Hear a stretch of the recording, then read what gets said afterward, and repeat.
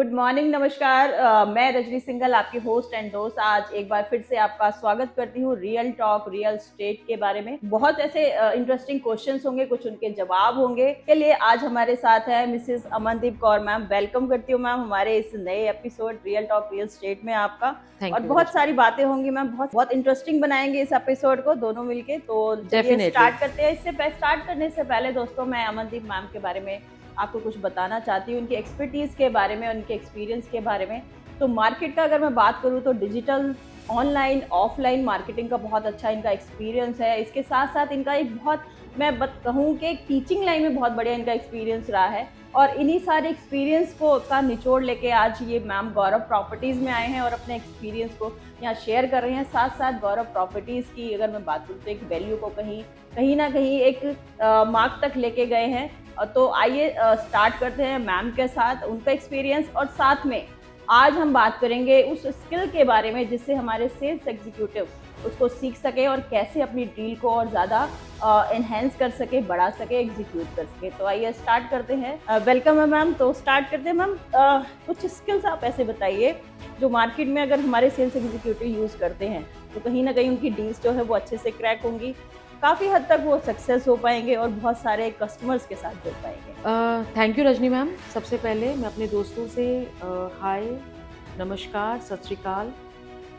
मेरे पास कुछ सालों का, मैं कहती हूँ हमेशा से, क्योंकि कुछ साल इसलिए कहती हूँ क्योंकि सीखने की कोई उम्र नहीं होती और मैं हमेशा से ही अपने आप को एक सीखने के मोड में पसंद रखती हूँ। Right ma'am. क्योंकि जो सीख रहा है वो जी रहा है और जो नहीं सीख रहा है मुझे लगता है कहीं ना कहीं वो रुका हुआ है और रुका हुआ पानी की तरह है, और जिसमें से कभी ना कभी वो खत्म होने की कगार पे ही रहेगा। राइट। तो thank you Rajni ma'am once again.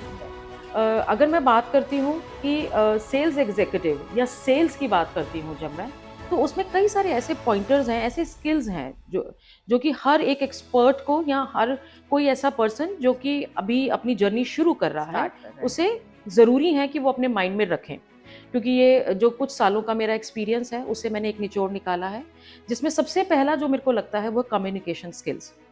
अब कम्युनिकेशन स्किल्स बड़ा आम सा शब्द है।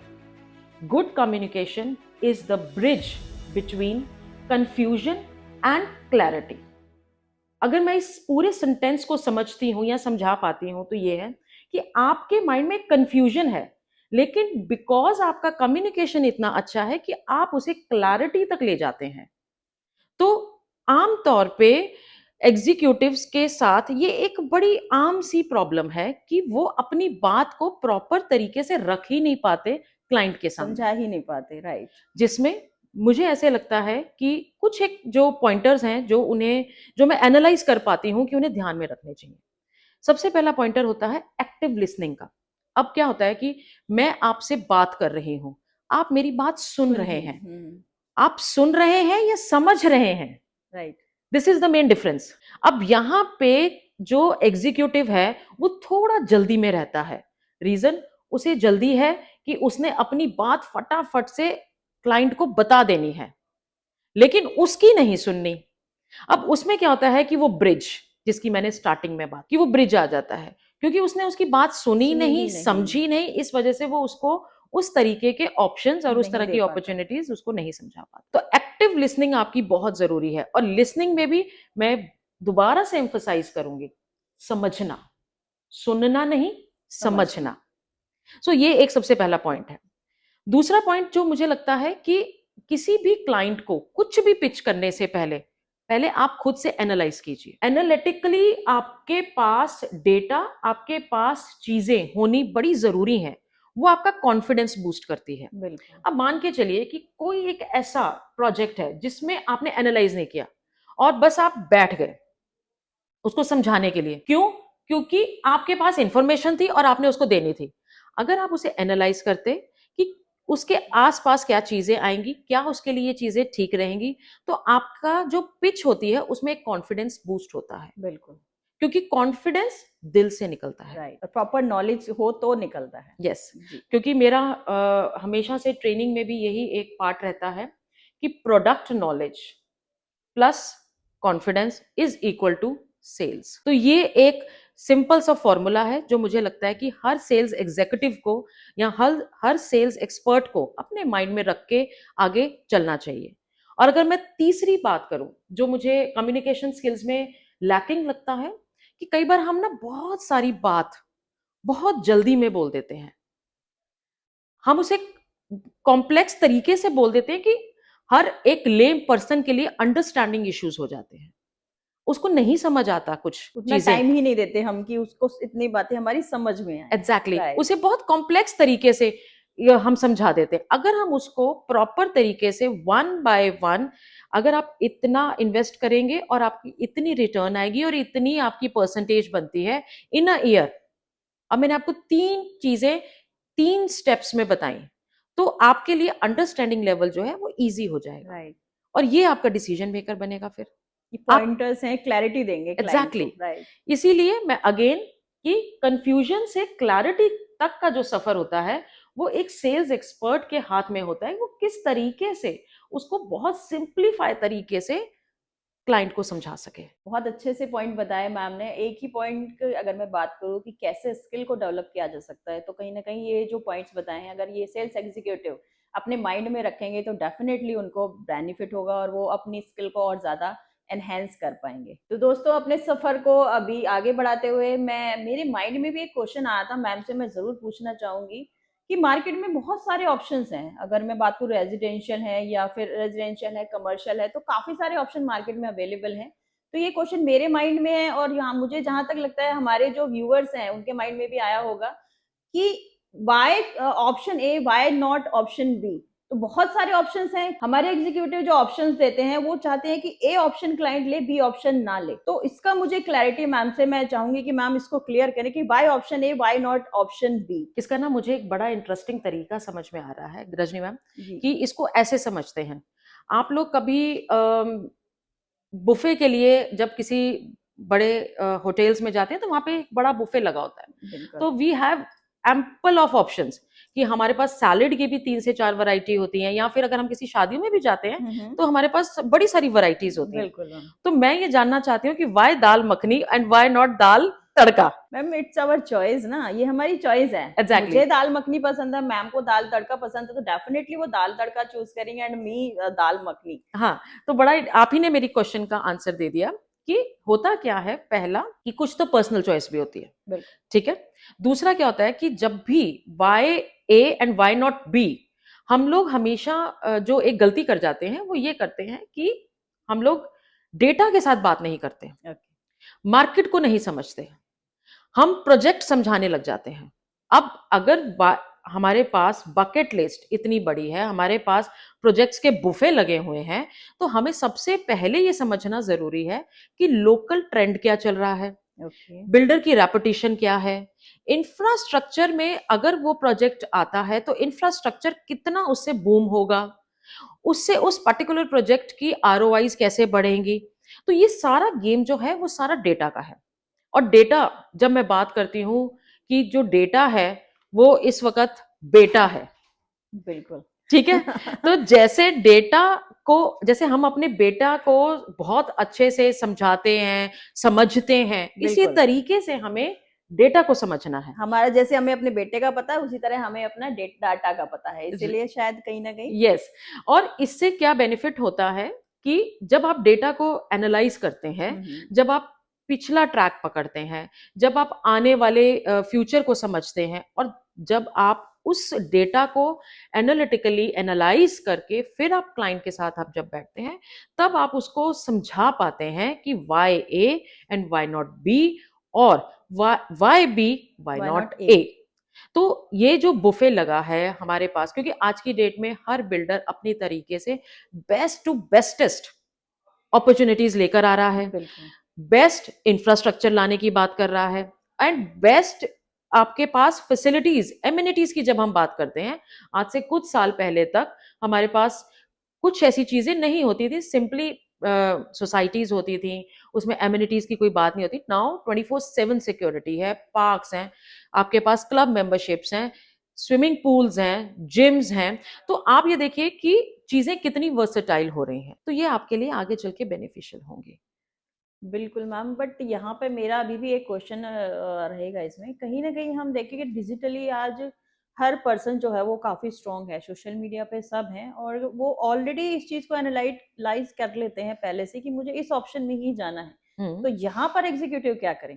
देखिए, इसके लिए एग्जीक्यूटिव का सबसे जो पॉजिटिव पॉइंट वो ये रहता है, या जो मुझे लगता है कि उसके लिए फिर सबसे पहले उसकी पेन पॉइंट समझनी पड़ेगी क्लाइंट की। राइट, क्लाइंट की ये बात समझनी पड़ेगी कि उसका बेसिकली नीड क्या है।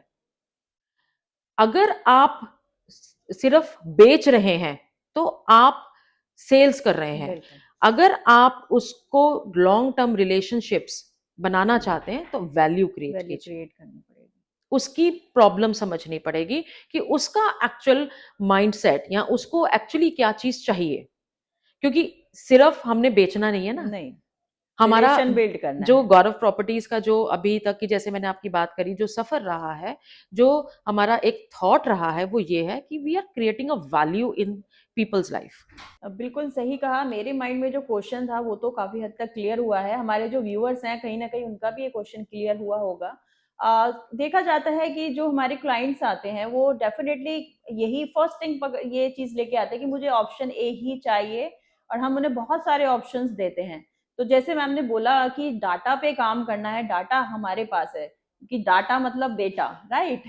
तो बेटे का हमें पता है, उसी तरीके से डाटा का हमें पता है, हमारे सेल्स एग्जीक्यूटिव को पता है कि कहाँ जाके आपके जो नीड्स हैं वो फुलफिल होंगी और कहाँ आपके ड्रीम जो है वो सच होंगे।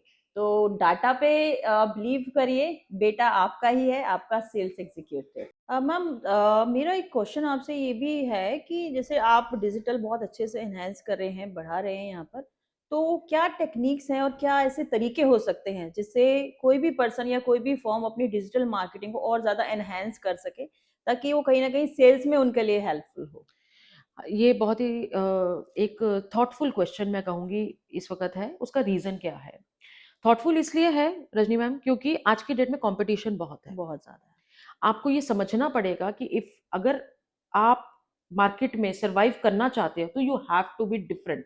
बिल्कुल, और डिफरेंट होने के आज के अगर मैं बात करूं तो there are many many platforms, many many resources, और कई ऐसी चीजें आ चुकी हैं मार्केट में जिससे कि आप अपने आप को डिफरेंट और ब्रांड एस्टैब्लिश कर सकते हो। तो अगर मैं मार्केटिंग की बात करती हूँ, अगर जैसे अगर सेल्स एक्सपर्ट्स के लिए बात करती हूँ जो उनके लिए हेल्पफुल रहेंगे, तो मेरा सबसे पहला पॉइंट आता है पर्सनल ब्रांडिंग का। पर्सनल ब्रांडिंग एक ऐसी चीज है जिससे कि क्लाइंट का और आपका एक ट्रस्ट डेवलप होता है। रीजन बिंग कि आज मैं आपसे एक क्वेश्चन पूछती हूँ कि जैसे हमारे पास ब्यूटी के प्रोडक्ट्स आते हैं, अगर आज की डेट में ब्रांडिंग की बात करते हैं तो कई बड़े सारे सेलिब्रिटीज हैं जो कई प्रोडक्ट्स को ब्रांडिंग करते हैं। बिल्कुल। तो सडनली हमारे माइंड में एक ट्रस्ट बिल्ड हो जाता है कि if they are using then why we not have me? To also use. Yes, yes, ठीक है ना? यस। तो वो कहाँ से डेवलप होता है? वो उनकी पर्सनल ब्रांडिंग, उनके फेस वैल्यूज, इस तरह से। तो यही सेम चीज हमने रेप्लिका करनी है अपने प्रोफेशन के अंदर भी। जब आप खुद से अपनी एक पर्सनल ब्रांडिंग करते हैं, कंटेंट क्रिएट करते हैं, इंफॉर्मेशंस देते हैं क्लाइंट्स को, और वो भी ऑथेंटिक इंफॉर्मेशंस जो उनके लिए बहुत यूजफुल रहती हैं, तो ऑटोमेटिकली क्लाइंट आपके साथ एक कनेक्शन फील करता है कि ओके, मैंने इन्हें कहीं देखा है। राइट, क्योंकि आज की डेट में इंस्टाग्राम, फेसबुक हर कोई चला रहा है, और ये आज का ट्रेंड बन चुका है कि सोशल मीडिया इस वक्त सबसे ज्यादा एक पावरफुल प्लेटफॉर्म बन चुका है। हाँ, जरूर मैं मानती हूँ कि इसके प्लस पॉइंट्स भी हैं, इसके इसके माइनस माइनस पॉइंट्स पॉइंट्स भी हैं, हैं। राइट। लेकिन मेरा मानना यह है कि जो पॉजिटिव हो किसी चीज में वो उठा लो, नेगेटिव के लिए तो दुनिया बैठी है। बिल्कुल सही बात है। तो आप सोशल मीडिया का पॉजिटिव पॉइंट ये उठाइए कि you have that power that you can exhibit your brand, become a brand on social media in few days और probably in few hours also. तो इस चीज का आप बेनिफिट उठाएं और इसे प्रॉपर तरीके से यूज करें अपने आप को पर्सनल ब्रांडिंग के थ्रू, कंटेंट क्रिएशन के थ्रू एंड प्रेजेंस के थ्रू, जिससे आप लोगों को एक लीड जनरेशन भी होती है और आगे आपके पास एक फ्रूटफुल पाइपलाइन बनती है। बहुत अच्छी बात कही मैम ने। पर्सनल ब्रांडिंग ये टॉपिक अगर मैं बात करूँ तो बहुत बड़ा है, बट मैं इस पे एक कहावत है जो मैंने सुनी है कि जो दिखता है वो बिकता है। और जितने भी पर्सन सेल्फ ब्रांडिंग करेंगे, जो कस्टमर के साथ सामने एकदम फेस टू फेस आते हैं, तो उनके लिए गौरव प्रॉपर्टीज XYZ पर्सन नहीं है, वो पर्सन है जो अपने क्लाइंट को face to face personal branding के थ्रू उनके पास पहुंच रहा है। तो कहीं ना कहीं आज की के टाइम पे जहाँ सोशल मीडिया इतना ज्यादा बूम पे है, अपने आप की पर्सनल ब्रांडिंग बहुत जरूरी है। अपने आप को, अपने फेस को अपने क्लाइंट्स तक पहुंचाना बहुत जरूरी है, क्योंकि उसके लिए गौरव प्रॉपर्टी कोई फॉर्म नहीं है, उसके लिए गौरव प्रॉपर्टी ए पर्सन है, बी पर्सन है या सी पर्सन है। चलिए मैम, आगे बढ़ते हुए और मैं एक बात जरूर कहना चाहूंगी, बहुत मजा आ रहा है आपके साथ बात थैंक करने यू। में। ऐसा लग ही नहीं रहा है कि हम कोई मतलब शूट कर रहे हैं, ऐसा लग रहा है 1 to 1 बातें हो रही हैं, कुछ इंटरेस्टिंग हो रही हैं, कुछ नॉलेजेबल बातें हो रही हैं। कोशिश रहेगी मेरी कि इस पॉडकास्ट के थ्रू, इस वीडियो के थ्रू मैं ज़्यादा से ज़्यादा इन्फॉर्मेशन जो अभी तक का मेरा एक्सपीरियंस है उसको मैं क्रंच करके एक कंपाइल करके अपने दोस्तों के साथ शेयर कर सकूं। चलिए मैम, आगे बढ़ते हैं। एक मुझे ना मार्केट में ये चीजें सुनने को मिलती है और मैं देखती भी हूँ यूजुअली, जो डे बाय डे जैसे हमारा वर्क चलता है, कि क्लाइंट कहीं ना कहीं फाइनल डील तक पहुंच जाता है, कि 100% वो बस डील देने ही वाला है, बट 1 स्टेप बैक आउट हो जाता है। उसका जो रीजन है वो बहुत, मतलब मैंने भी बहुत फाइंड करने की कोशिश करी है, जो हमारे एग्जीक्यूटिव है या जो भी सेल्स में काम करते हैं उन्होंने बहुत कोशिश करी, कि वो रीजन नहीं पता चलता, कि डील होते होते रह गई, कि निवाला मुंह तक आते आते और वापस चला गया। नहीं, तो मैं वहां पर बड़ा, मैं कहूंगी, थोड़ा सा सैड फील होता है। तो इसके बारे में आप क्या कहेंगे? इसके लिए ना मुझे ऐसा लगता है कि हम लोग जो समझ पाते हैं वो ये है कि नेगोशिएशन स्किल्स एक एक ऐसा पॉइंट है जो कि हम रूटीन बेसिस पे करते हैं। बिल्कुल, ठीक है, हर कोई करता है, फ्रॉम स्टार्टिंग टू एंड ये तो चलता ही चलता चलता ही है। है, नेगोशिएशंस तो चलने ही चलने हैं। राइट। अब इसमें मेरा मानना यह है कि नेगोशिएशन जो है ना, is not about logic, it's about emotion. आप इमोशनली किसी को जीत तो जरूर सकते हैं, लेकिन अगर आप सोचें कि आप उसको आर्ग्यूमेंट से जीत लेंगे, not possible. Not possible. Yes. So मेरा मानना यह है कि negotiation is about logic, not about the arguments. Arguments. Right, right. आप आर्ग्यूमेंट्स करेंगे तो नहीं जीत पाएंगे। आप एम्पथी से जीतिए, आप माइंडसेट से जीतिए, आप एक पर्सन की प्रॉब्लम से जीतिए कि अगर उसका ये प्रॉब्लम है तो हम उसके अंदर क्या मिड वे निकाल सकते हैं। जैसे कि आज की डेट में रियल एस्टेट में एक बड़ा एक पॉइंटर आ रहा है बैंक लोन्स का, जो पहले भी रहा होगा प्रोबेबली। तो बैंक लोन एक ऐसी सुविधा है जिससे कि हम अपने क्लाइंट को बहुत ईज कर देते हैं कि आपके पास अगर इतना फंड है तो इतना आपका बैंक लोन सपोर्ट कर देगा and you can have a good property. तो ये जो नेगोशिएशन स्किल्स होते हैं ये विन विन माइंडसेट के पॉइंटर्स हैं। आपका जो माइंडसेट है, उसका जो माइंडसेट है, वो दोनों मैच करने चाहिए। उससे क्या होता है कि आपकी डील्स जो है वो जल्दी क्लोज होती हैं। और हो सकता है, और यहाँ पर मैम हम ऐसे भी तो कर सकते हैं, सम टाइम हमें नहीं, क्लाइंट नहीं रेडी हो रहा है किसी भी उस डील को देने के लिए या उस प्रोजेक्ट से रिलेटेड, तो हम एक ऑप्शन बी भी ला सकते हैं, जिससे कि एग्जैक्टली, वो वहां भी रेडी हो जाए। एग्जैक्टली। कि सम टाइम होता है बजट का इशू आ जाता है, कहीं ना कहीं मैं मान के चलूँ तो 90-95% जो डील होते होते रुक जाती है, वहाँ बजट का इशू आता है। तो कहीं ना कहीं हमारे पास वो भी ऑप्शन। अब मार्केट में मैम अगर मैं बात करूँ, सिर्फ एक फॉर्म ही नहीं है, बहुत सारी फॉर्म है, बहुत सारे एग्जीक्यूटिव हैं, बहुत सारे एक्सपर्ट हैं। अगर मैं एक्सपीरियंस की बात करूं तो 20-20 साल, 25-25 साल के एक्सपीरियंस लेके लोग बैठे हुए हैं। तो एक नया क्लाइंट आता है, वो ऑलरेडी हेजिटेट होता है, उसने कभी प्रॉपर्टी परचेज नहीं करी है, उसके पास बहुत ज्यादा अमाउंट नहीं है, बहुत ज्यादा बजट नहीं है। तो कहीं ना कहीं उसको ना ये लगता है कि मैं करूं ना करूं। एक बार आगे आता है, एक बार पीछे अपने कदम कर लेता है, सिर्फ और सिर्फ ट्रस्ट की वजह से, कि वो ट्रस्ट नहीं कर पाता कि किस पे करे और क्यों करे और कैसे करे। तो यहाँ पे मैम थोड़ा सा आप बताना चाहेंगे? और रजनी मैम, इसकी शुरुआत में ऐसे करना चाहूंगी कि भरोसा जो है ना वो खरीदा नहीं जाता, वो कमाया जाता है। राइट। तो जो चीज कमाई जाती है ना, दैट इज टाइम टेकन। बिल्कुल। क्योंकि ओवरनाइट आप कोई भी चीज नहीं कमा सकते, और बिल्कुल। भरोसा एक ऐसी चीज है जिसको वक्त लगता है, बिल्कुल। समय लगता है। आप धीरे धीरे उस पर्सन के साथ एक्सपीरियंस करते हैं और फिर उसके बाद आपका वो भरोसा जो है वो कायम हो कायम जाता हो है। जाता है। और एक बड़ी ही आयरनी है, अब मैं आपको ये भी बात कहूं, कि हम बहुत जल्दी इतनी बड़ी कीमती चीज को किसी के भी हाथों में दे भी देते हैं। बिल्कुल। आप भरोसा। देखिएगा, बिल्कुल भरोसा। मैम, बिल्कुल। आप कभी भी देखिएगा, आप कोई भी चीज जो बहुत इंपॉर्टेंट है, जैसे आज की डेट में डॉक्टर्स हैं, हम्म। टीचर्स हैं, हम डॉक्टर के पास कैसे चले जाते हैं? एक भरोसा होता भरोसे है, से। बिल्कुल। आपको क्या पता है कि वो क्या करेगा, लेकिन सिर्फ एक भरोसा है, ट्रस्ट है ट्रस्ट। कि ये डॉक्टर है तो ये मेरे साथ अच्छा ही करेगा। और मैं जब आई हूं तो उसने मेरा पिछला जो ट्रीटमेंट किया था वो बहुत अच्छा किया था। बिल्कुल। तो इसी तरीके से हर इंडस्ट्री चलती है, भरोसे पे। भरोसे पे। और रियल एस्टेट की इंडस्ट्री तो चलती ही भरोसे पे है। उसका रीजन क्या है कि जब हम लोग अपने पास्ट एक्सपीरियंसेस इतने अच्छे दे देते हैं क्लाइंट के साथ। और वो पास्ट एक्सपीरियंसेस कैसे होते हैं कि जब क्लाइंट आया, आपने उसकी उसके बजट की, उसकी नीड की चीज उसको दी, और थोड़े ही टाइम में उसकी आरओआईज अच्छी हुई, तो क्लाइंट को लगा कि नहीं, ये पर्सन भरोसेमंद है। Trustable, right. अब यहाँ पे एक बड़ा ब्रिज होता है उस चीज का कि आपने उसको कितना समझ के उसको चीज दी। यहीं पे हम लोग लैकिंग कर जाते हैं, जो भरोसा नहीं हम बना पाते। और उसके लिए आपका उस और ईमानदारी के अंदर क्या चीजें आती हैं, उसके ऊपर आपने कितना काम किया है। अब एक पर्सन आपके पास एक लिमिटेड बजट के साथ आया, उसे अपना घर लेना है, घर ऐसा जो उसके पूरे जीवन की पूंजी है, और आपने उसको एक बहुत बेहतरीन ऑप्शन देके उसके एक बहुत बेहतरीन घर दे दिया, तो क्या वो पैसे से कितना आपको मतलब समझ पाएगा? क्या उसकी जो इवैल्यूएशन है वो पैसा होगी आपके साथ? नहीं। नहीं। आपने उसका भरोसा खरीदा है, and that is priceless time है। तो आप अपने साथ डील्स मत क्रैक करवा करिए, आप लोगों के साथ डील्स मत करिए, आप रिलेशनशिप बिल्ड कीजिए। रिलेशनशिप बिल्ड होता है तो भरोसा बिल्ड होता है, भरोसा बिल्ड होता है तो लाइफ लॉन्ग जर्नी आपके साथ बिल्ड हो जाती है।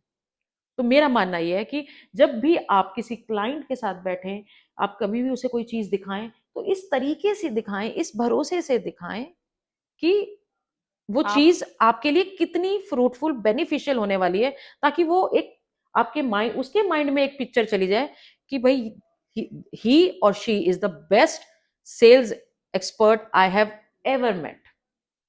बिल्कुल मैम, भरोसा तो बहुत ही ज़रूरी है। वो कहावत है ना, भरोसा कायम रहे। तो स्टार्टिंग टू एंड जो एक चीज़ रहती है वो ट्रस्ट ही रहता है। क्लाइंट फर्स्ट टाइम आता है तो कहीं न कहीं वो डाउट में रहता है कि मुझे बिलीव इस पे मैं करूँ या ना करूँ। तो वो आपका काम है, हमारे एग्ज़ीक्यूटिव्स का काम है सबसे पहले उसका बिलीव या उसका ट्रस्ट जीतना। और अगर एक बार आपने ट्रस्ट उसका जीत लिया तो डेफ़िनिटली लाइफ़ लॉन्ग वो क्लाइंट आपका है। वो एक नहीं, आपको पचासों डील देके जाएगा। तो यहाँ पर मैं एक चीज़ और कहना चाहूँगी, कहीं न कहीं थोड़ा-सा जो हमारे एक्सपर्ट हैं, वो थोड़ा लालच कर जाते हैं। तो सेल नहीं करनी है, भरोसा जीतना है। उनकी नीड को, उनकी ड्रीम्स को फुलफिल कैसे आप कर सकते हो, वो चीज़ उनको दिखानी है। सेल तो ऑटोमैटिकली पीछे आएगी। वैल्यू क्रिएट करेंगे, तो डील डन होगी।